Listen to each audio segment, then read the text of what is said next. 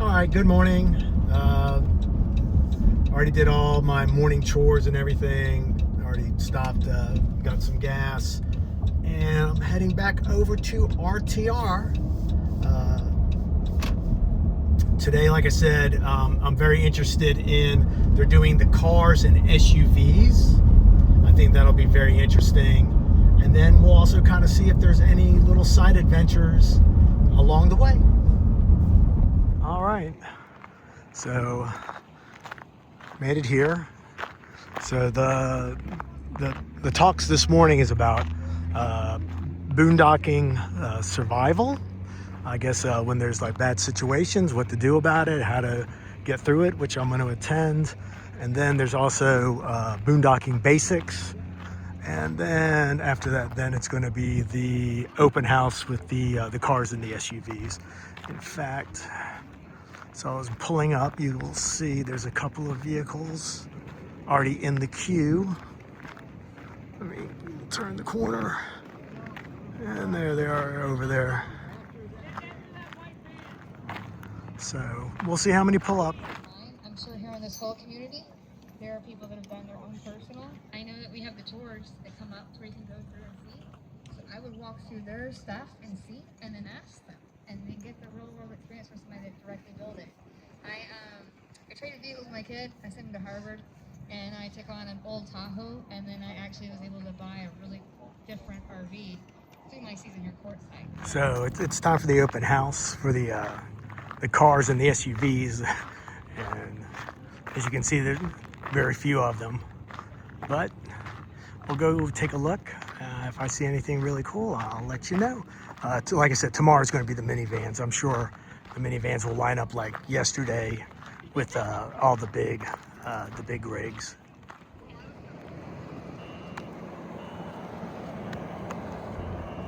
So yeah, I'm just taking a little walk away from the events. They're doing some live music right now, which is not my taste.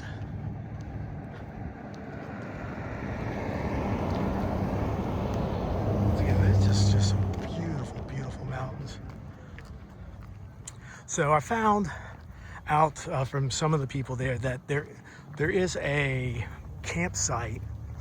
It's over in BLM land, which doesn't have like a pit toilet or anything like that. But it's basically, it is the caravan of people that came here to RTR together. And after speaking to a couple of people, I will probably go there after the event. Because between this event, there is another event that I'm going to attend maybe a day, which they call it the Big Top.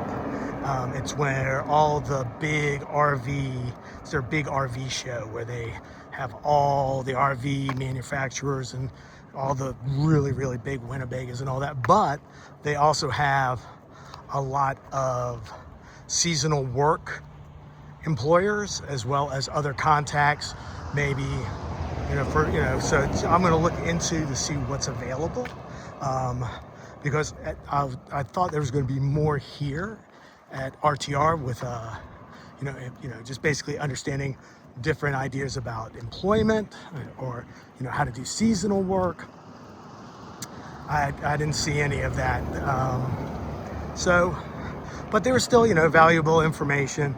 And once again, when I go back there, by then I think the people touring around the small vehicles will probably die down a little bit, and then I'll go take a look and see what I can see. Okay, so I was taking I have a letter that I wanted to go ahead and mail out that needed special postage, and so I was walking to the post office, which is right close to the ball field, at least what Google Maps told me. So I found out it's just where the P.O. boxes are, and there was a gentleman there, and he was very kind. He told me exactly where to go. And then on top of everything else, he asked me if I was walking. He wanted to go ahead and give me a ride, which once again, when you run into these little bits of just kindness and everything, it's so refreshing. It's a beautiful community here. I know it's everywhere. Once again, I don't mean to say, oh, it's only here. I know it's everywhere, but you really have to keep your eyes open for it. And when you see it, it's something to embrace and enjoy.